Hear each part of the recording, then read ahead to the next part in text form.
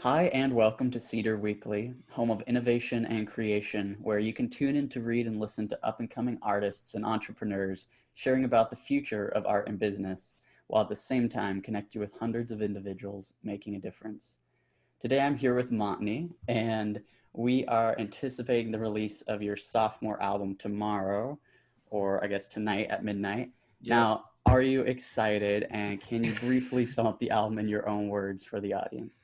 Dude, I'm so excited. This has taken me almost a year to make, and it's the most complete and like the best piece of art I think I've made. It's about a relationship that kind of falls apart over distance, but there's still beauty throughout, and you like it's capturing the good moments and the bad moments and like the high points and the doubt and wrapping it all up. And even though it ends by the end, it's still a good thing that happened. And Mm. I'm just really, really proud of the art that came out of it. Yeah, I'm so excited, dude. I'm so hyped.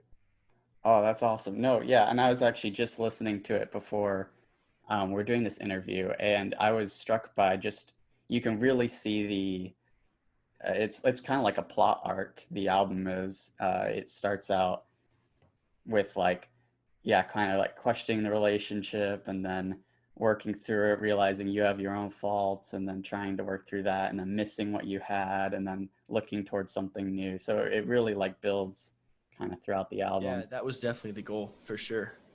Yeah, no, I love it. It's a really heartfelt album. And you talk about sadness and loss and pain and obviously relationships.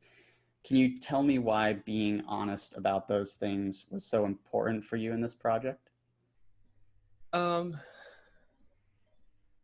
for me, creating music has always been a sort of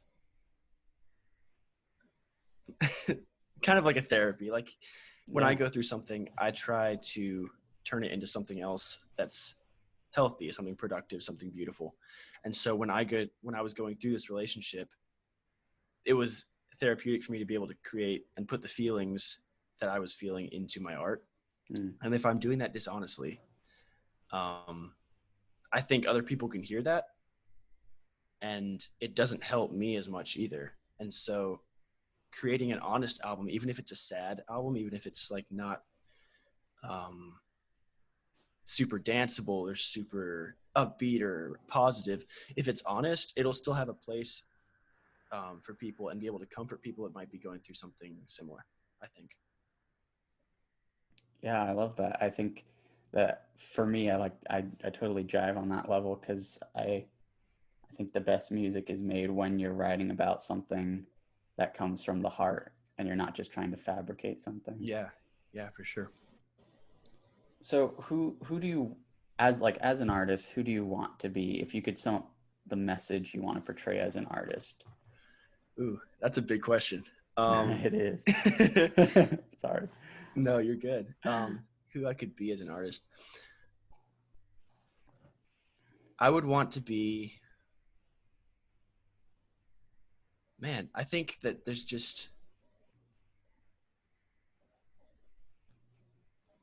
I'm a very emotional person, and you can hear that in my music. You know that like when you meet me within 5 minutes that I'm just a very emotional person, and I think that I want to be an artist that shows that it's okay to have emotions and to go through bad things and to go through good things and to come out on the other side. And I just want to be a very honest artist, a very open one. Um, and I don't want to make music to make money, if that makes sense. I want to make music Yeah. because I love making music and because it helps me and it helps other people. That's the best Wow. answer I can give you. That's a That's big no, that's a question, but fantastic answer. Yeah, that's that's way better than I was expecting. Yeah, that's awesome. I think those are all great aspirations to have. Do you I'm curious as well. This is kind of similar to the last question, but what really motivates you to make music? Because I know you kind of touched on the fact that it comes from emotion for you and you want to mhm. make honest music. But when you look kind of back to the past and maybe when you started creating music in the first place, what was that kind of initial spark that you thought this is really something I want to take further in my life? Sure. I think that there's it's um, kind of a question where people will like fit in and how that people contribute to life, how they contribute to the world. And for me, creating music is like my little way of leaving a mark, I think. Yeah. As well as some of like the best moments I've had have been creating music, like when something finally clicks or when you're working with someone else and you just have like that light bulb moment where everything just works together. And there's nothing like it. And I've met so many people through music that I would never have met otherwise. Um, it's it provides a kind of escape from all the mess that's going on in the world right now as well, and something to Yeah. channel that into. It's a coping mechanism. It's a way to leave my mark on the world, and it's really fun, man. I don't know. No, yeah, again, great answer. So do you think that do you have any aspirations for where you want to be, say in like 5 years? I mean, I know that's a typical question, but I'm curious because I think it says a lot about what your aspirations are as an artist, where you are wanting to grow towards, you know? Sure, yeah, good question. I would want to be at a point as an artist where um, when I can release a project and not hate it in the next few months. Oh man, I Um, feel that. and also, I want to be able, if it's possible, to, if not make a living with my own music, at least be able to earn a living in some form of music, either as like a mixing for a venue or producing for a band or songwriting or something like that. Even if it's not just me or like freelance work, I would just like to be at a point in 5 years where I don't have to work a second job that's not musical just to pay my bills, if that makes sense. I don't know if that's really your question, No, but yeah, that's that's a big definitely a goal. great answer. I think you've already kind of started along that path. I mean, not just with the albums you're releasing, but I know you've also recently started doing remixes for Mm-hmm. people and charging for that and making that more of like an open process. And you do a lot of collaborations with other people. Yeah, I try to. Yeah, so I think those are all things that can really build. And it's hard if you're in a very individual sphere, I guess, of as Mm-hmm. an artist to make it to make a living from it. But Yeah, when you kind of immerse yourself in a community, I think that really sure. builds into it. I would agree.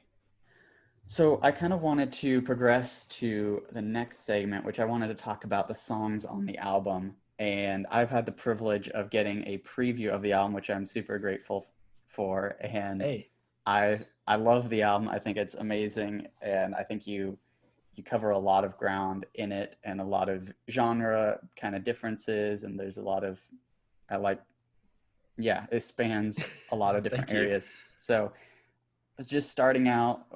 Maybe we can just I'll give my little blip about the song, and then if you want to give a quick just summary of how you felt about the song and maybe any interesting info you have on it, Sure, and just so that we can get people excited for this release because I'm sure. really excited for people to hear this.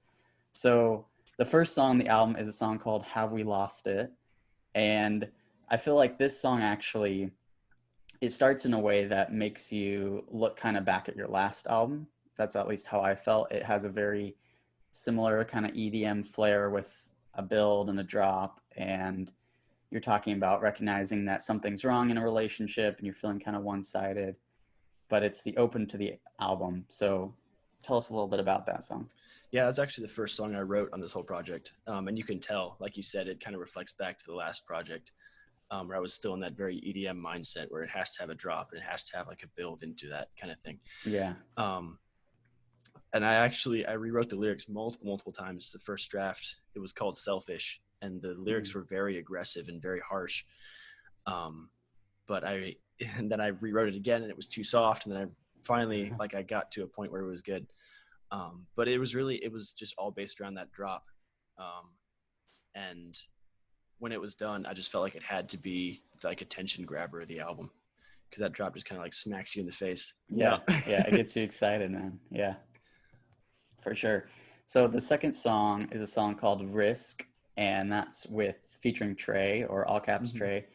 and that song was actually released as a single. And this one actually has more, I feel like, almost a band kind of sound to it. I got like Coldplay kind of vibes, and it's just it's a really cool song, and it's you delve into the idea of talking about again the relationship and wondering whether you're the only one fighting for this relationship, and again whether it's kind of this one-sided thing. Mhm. Um, I have wanted to collab with Trey for a while, and so I was trying to reach the point musically where I felt like I could do it justice. Uh-huh. Um, and I sent him a little like 30-second demo with like a choir sample you can hear in the background of the chorus. It's that choir, that ooh ah kind of Yeah, sound. yeah. And he sent back this whole like full track with piano, acoustic guitar, a Brit, like a completely different beat, like underneath everything. And I was like, oh my god, okay, here we You go. ran with it. Yeah, and I ran with it. Yeah. And everything just flowed together super organically.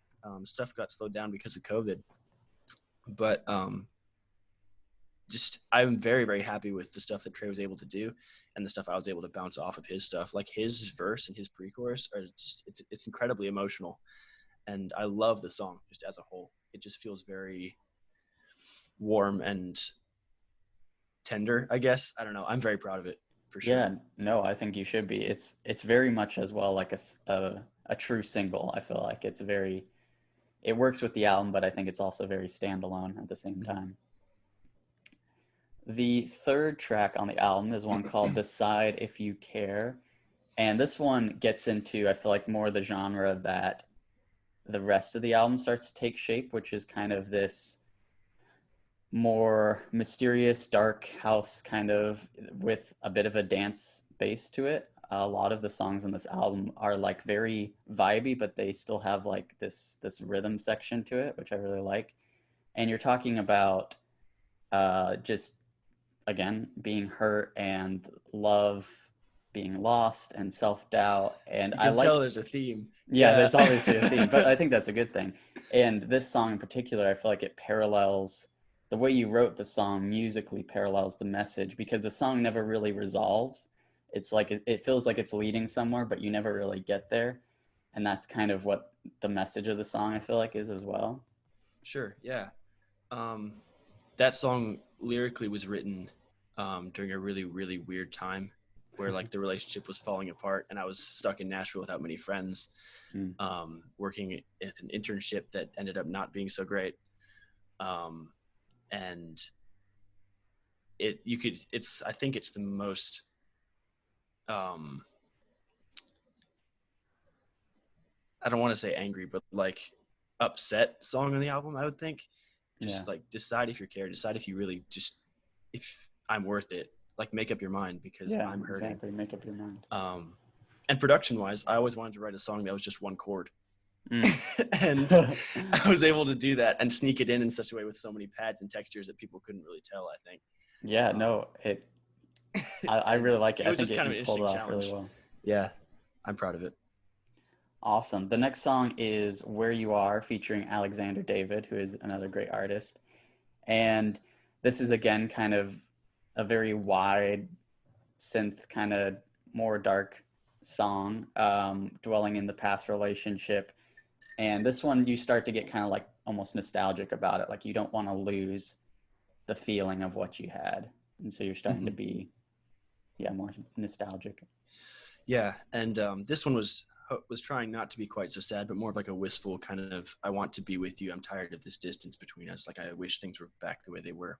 Yeah. And I wrote the entire song pretty quickly. Like it came together really quickly. I had that little "Where You Are" vocal sample that the whole song was kind of based off of. I wrote my verse, and I could not write a second verse. And I was like, I don't know what's going on. I can't. Nothing sounds good. And Mm. so I hit up Alexander David, or Alec, really good friend, incredible artist. And I was like, can you do something with this, please? I'm hearing your voice on it. I can't write to it. Nothing's Mm. working. And he was like, oh, dude, yeah, sure. And 2 days later, sent the verse. And I was like, okay, yep, it's done. Good stuff, dude. It's honestly one of my favorites on the album just because the texture of his voice complements the track so well. Wow. I was almost mad when he said it because I was like, well, my verse just doesn't sound very good compared to his. It's just, but listening back, I think they work very well together. And I'm Yeah. very, very grateful for his help on the song. he's an incredible artist. No, I agree. That's awesome. The next song is a song called Deserve, and this is actually not showing my bias, but this is one of my favorite songs on the album. Um, and you've got really interesting vocal techniques in the song, again with sort of a dance-based I can't talk rhythm, but still got those kind of spacey vibes synths in there. And I feel like this song is kind of like an internal conversation, wondering if you are able to apologize or if you're too late and you're starting to realize that this other person involved wasn't the only one with faults. You're kind of realizing that you also were part of the problem. Hmm. And that's exactly what I wrote it to be, was that sort of conversation you can have, like if you're up late at night and you're just starting to have these thoughts, like maybe I'm not worth it, maybe I'm the problem, kind of Mm, thing. And that I don't deserve her, that echoes in the back of so much of the song, is yeah. that voice in your head going on and on. Yeah, it's also probably my favorite on the album, I think. It's a very simple song. There's not a whole lot of layers or instrumentation to it, I don't think. Um, but again, it was one of the songs that I wrote in one night and then Mm, polished up. And I don't think I could make it again if I tried. Like wow. it's definitely a very special song. That's amazing. Yeah, I really love that song. The next one is a song called Someday, and this one is a bit different from the rest of the album. It's much shorter, and it's also lyrically, it's just really two phrases. But it's got a really cool kind of, again, some band dynamics thrown in there that take a step away from more of the traditional EDM kind of style, which I really liked. Yeah, this one was meant to be like a palate cleanser after all the dark stuff Yeah, at the yeah, beginning. Um, it's just I if you've ever heard of the artist Shalou, um, he has yeah. a very warm EDM kind of sound that sounds a lot like that song. It was very inspired by him. Um, Mm, and at the time, I was struggling to really figure out what I was going to do, where I was going to go. This is in the middle of COVID. I was back in my parents' house, and I just the lyrics, "Someday we're gonna know," and I'll be waiting, was kind of, they were very comforting, I think. mm. And I was just trying to create a sort of track that would transition to the next part of the album smoothly, but also have a bit of the hope as we start to get to a few more positive sounding songs. Yeah, for sure. Yeah, the next song is one called Vulnerable, and I almost feel like, and I mean this as a compliment, but I think it almost has like an Owl City kind of vibe, especially your voice sometimes has that sort of similar quality. But yeah, it's a song about talking. I feel like it's talking to another person and saying, "You're not alone. My love is holding you. I'm still here for you," kind of thing. You can still see the care that you have for this person. Yeah, and that song actually came out just a couple days ago. I'm very, very proud of it. Oh yeah. And yeah, it was written to the person this album was kind of written about. And I was trying very hard to be there for that person, to care for them, and to be that support that they needed, even though it ended up not working. I was really, really trying to let them know that I was there no matter what they were going through, and they didn't have to pull away. Mm. That it's okay to hurt and to be vulnerable. They didn't have to hide that, especially from me. And yeah, that song, uh, I feel like I'm very glad you said Owl City, because Owl City's been inspiration since I was like 11 or Growing 12. up. Yeah. Yeah. Um, but yeah, I think yeah, Owl City is like who I wanted to be growing up. So that's a huge compliment. Thank you. No, yeah, for sure. Um, but I mean, I don't feel like you're copying anyone either. You've got your own very unique I sound. appreciate that. I appreciate Yeah. that. So the next song was one called "I'm Tired" with J.J. Smith, who is a producer, if I'm Hmm. correct. And this one has actually much more of like a hip hop quality to it. This one kind of takes another step in a different direction, but you still have that very I call it the Montany vibes that you just kind of carry with you. And so it works as a blend, but it's really fascinating. And it's kind of like acknowledging the cycle of life and seeing that things are just kind of repeating themselves and that you can't get away from this past relationship, that it's always still there. Hmm. Um, yeah, that song actually happened because my little brother, we were listening to the new Weekend album. He was like, "Bet you couldn't write a song like this," and I was like, "Oh yeah, bet. Watch me." And it's not on par with the Weekend. That's not what I'm saying. But I was trying to go for Hey, that take the similar credit. sound. I was trying to go for that similar sound. Um, and I'll often send my songs to JJ Smith for like feedback and stuff because, like you said, he's a very good producer and engineer. Yeah.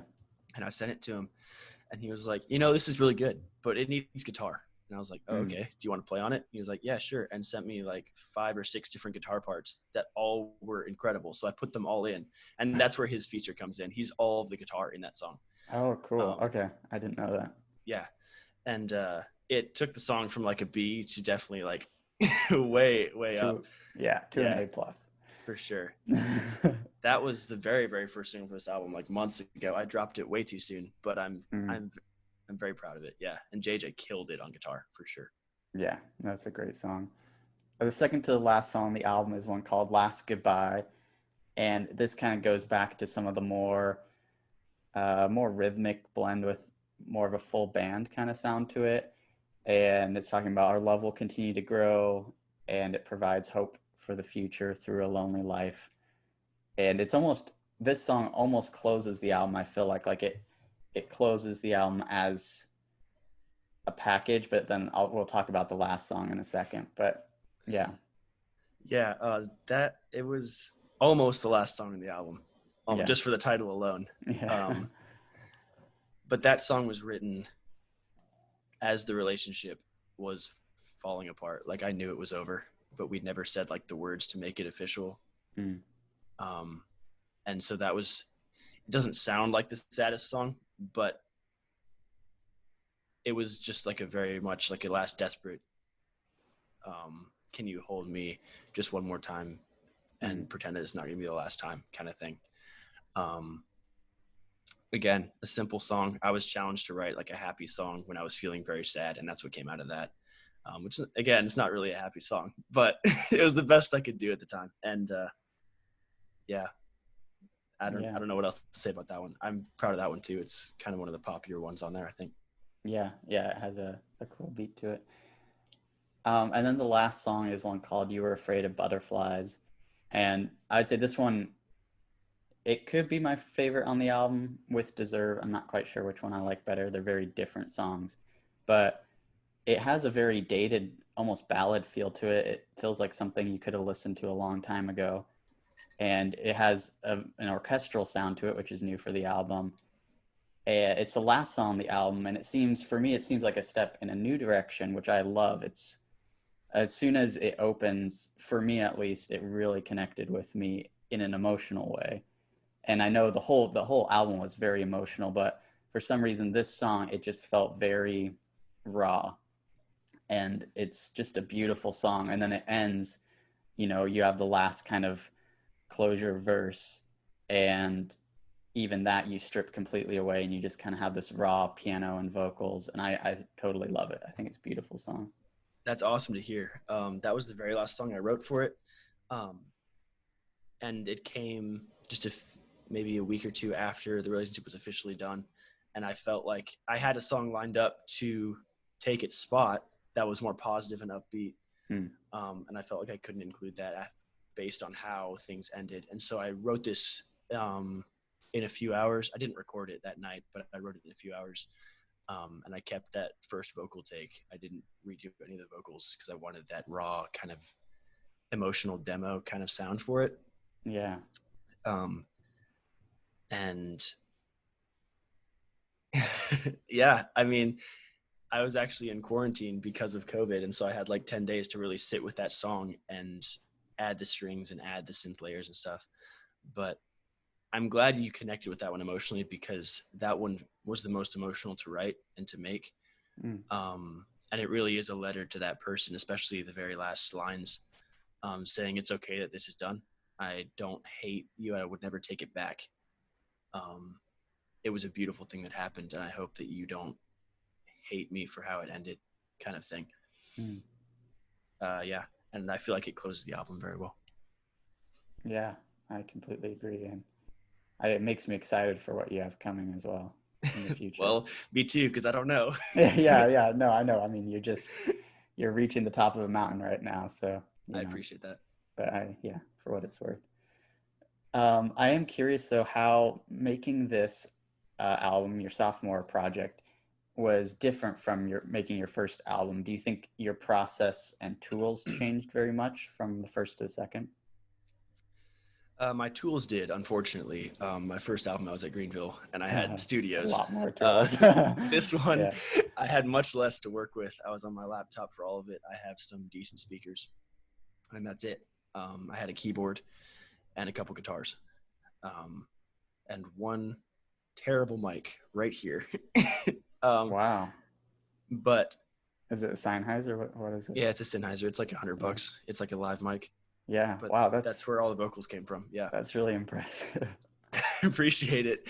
It's a struggle sometimes. But yeah, definitely much less equipment, much less tools. But also my first project was definitely rushed. It had to be done in one semester for my senior project. Mm. And so some of the songs on there, like the acoustic version of Parking Lot or the alternate version of Drifting, Yeah. were added just to boost the track count.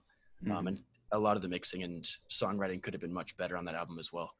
And If you had so more as time, much as I like, I'm glad that album exists because it got me to this album, and there's definitely good songs on it, and I worked with great people for it. I'm glad that I was able to take my time with this one, even if I had less equipment, and really make this the kind of cohesive project that it is without having to rush and yeah, add filler and that kind of thing. definitely. No, and I mean, it's interesting you say that. I had no idea that that was the case with this album. But for me, I almost feel like I'm not like saying anything bad about the first album, but I think that the second album, as an engineered work, I think is a lot stronger than the first one. Thank you. I would So hope so. I'm very impressed, and I was listening to it again just earlier, and I was really impressed with the layers you were able to achieve sonically, which is really hard to do. I've kind of this past year just been diving into producing, and I've Mhm. learned a lot of what it's so much harder than Yeah, it's an it art seems in and like of it should be. itself, for sure. Yeah, Yeah. I appreciate that a lot. And my next question actually kind of goes into that. I was wondering if you had any production tips you could share with the audience, and especially people who want to pursue that avenue themselves. Do you have any favorite tools or plugins you work with a Sure, lot? sure. As far as just general tips, I would just say, I know I've heard people say this before, but if it sounds good, it is good. Frick the Yeah. rules, dude. Like, you'll have people say, like, you can't put too much compression, or you can't have drums that clip a little bit or distorted or whatever. Yeah. Dude, who cares? If you like how it sounds, then do it. Like, if you want that sound and you can rock that sound, do it. Mm. The important thing is that you enjoy what you create. And if you're not enjoying it, but you're following all the rules and it technically sounds good, it's Yeah. not going to be fun for you, and you're not going to put your heart into it, and people can tell. As far as favorite plugins, I use a free one would be the Spitfire Lab soft piano. So you can hear that throughout the entire Yes. album. Yeah. It's a free That's one plugin. of my favorite plugins, actually. It's funny you bring that up. beautiful, dude. Yeah. It's beautiful. All the Lab series is really Oh good. yeah, it's incredible. And I would also use the Isotope Trash 2 Yeah. distortion an absolute ton for my synths. Not some of the nasty stuff, but just it's an incredible way to add texture to just a sine wave. You can make an incredible synth out of a sine wave, a couple layers of Trash 2, and some reverb and delay. It'll sound amazing. Those are my top two for sure. That's really cool. Yeah, I have I've never used it like that before, so that's cool. You should definitely try it out. It's crazy. Yeah, thanks. Yeah. And I kind of wanted to move on and talk about the collaborations on this album, which we've already touched on, but I know you worked with a lot of very talented artists as well as with your last album, and I'm curious if collaboration is something you enjoy and really want to integrate into the future of your music. Oh, absolutely. Yeah. I wish I could have collaborated more on this one because a lot of my collabs were over distance and quick and weren't able to put as much into the songs as I wish. Because when I collab, I want it to be like both of us given 50-50 kind of thing. But a lot of these Yeah, collabs were like, I did the whole thing and then, hey, could you sing on this? Which is good. But that's not what I would want the collab to be, if that makes sense. yeah, Um, maybe more organic. yeah, yeah. And I love collaboration. That song I did with Jaren, Parking Lot, Hmm. still one of my favorite songs to write and create. I think I have other ones that sound better now, but the process of creating that with someone that you really get along with, it's so much fun. And that's what making music should be. I find collabing with Yeah, people to be hella enjoyable. And so why not same. do it, right? That's awesome. Yeah. Yeah. Do you have like a dream collaborator you want to work with? Oh, yeah. It'd be San Holo for sure. If Oh you know who yeah, he is, he's crazy. he's Yeah, incredible. he's awesome. And if not him, uh, for someone that a lot more people might know, I would probably say Charlie Puth, just Yeah, because yeah, he's an incredible musician, a jazz musician turned pop star. It's ridiculous. yeah. I think he's one of Um, the most talented pop oh, stars for out there. sure. Yeah. Yeah. I would feel very outclassed, but I would love to work with him. Oh, I think you could do it, man. Nuh-uh. I would support that. Appreciate it. Um, another going off of that, do you have so at Cedar, what I'm doing, I love to plug other people's work. That's kind of the purpose of all this. So, do you have someone that you want to take just a minute to give them a shout out? Yeah, sure. Can I do two? Sure. Yeah. Okay. Um, I have two very good friends who are not only working on their own separate stuff, but working on an album together right now. It's Jaren S., which I know you know. Hmm. He's an incredible artist, incredible musician, and just a visionary. And also Alexander David, who's featured on one of these songs on the album. Mm. He put out an EP just a few months ago, and it's got some incredible songs on it. Yeah. And he's going to be putting out something else very soon, I think, in this fall. A little 4-song EP I think he's working on, as well as the album they're working on together. They're doing some incredible things. And so if you could check out Jaren S. and Alexander David on Spotify, for sure give them a listen because they're very, very good at what they do.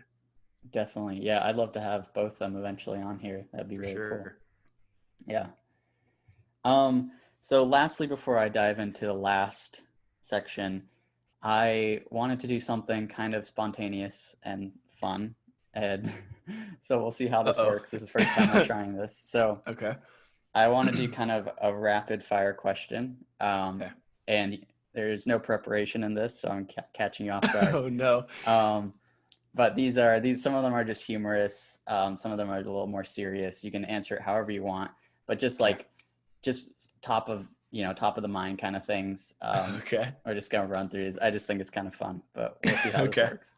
So first one, there's 10 of these by the way, so we're gonna go through them. Here we go. Okay. What is one item you could never live without? My phone. Perfect. Who is your current favorite music artist? San Holo. If you lived on Mars, what would you do for fun?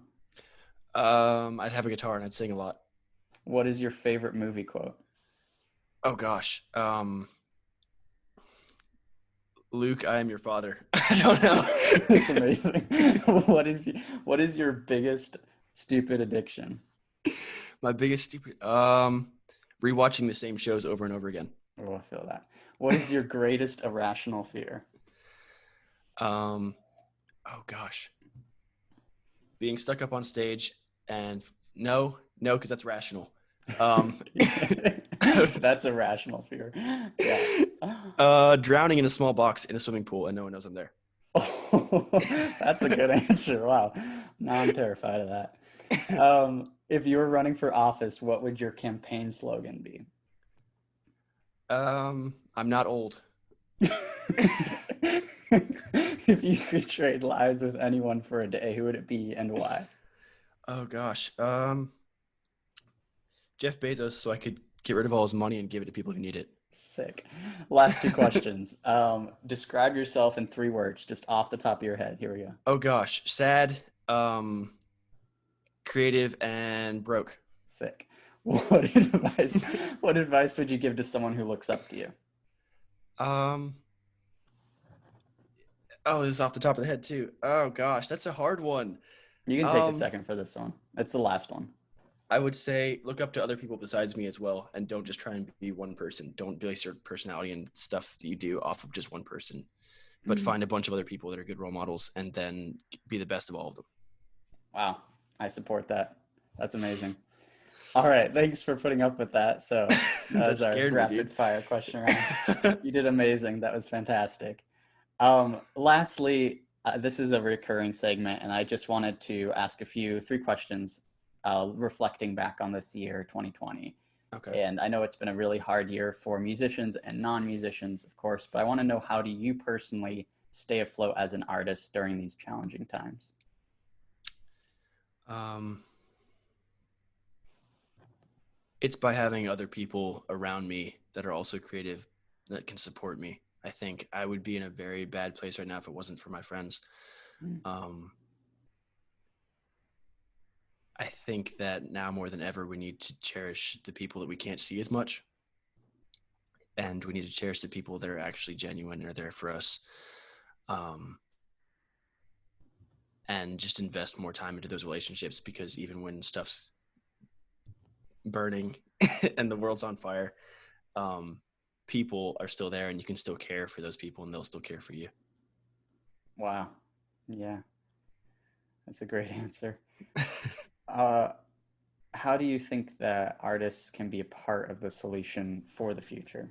Or do you think they can be? I think they can be, and I think they should be. I think that artists, once they reach a certain point, have a platform. Some are bigger than others.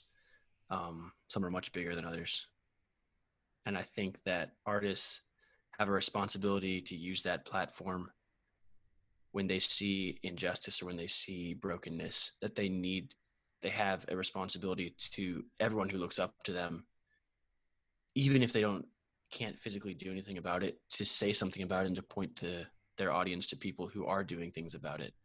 Mm. If they just ignore that for the sake of their aesthetic or their vibe or their brand, I think that's incredibly selfish. And artists and creatives have always had sort of like a visionary kind of place in the world, I think. And if we lose that for the sake of like pop music or catchy songs or whatever, and stop making art that challenges people to think or to feel, then we're not really any better than, you know, other people who are just working their jobs to make money and not because they care about it. And so artists need to use their platform and their creativity to make statements and to challenge people and, I don't know, support what they actually believe, I Mm. think. Wow. Yeah, I really agree with that. That's that's really powerful. Um, yeah, wow. Well, I'd love to dive into that, but we're kind of running short on time. So, just my last question for you is, looking back on the year 2020, do you have just three things you can be thankful for?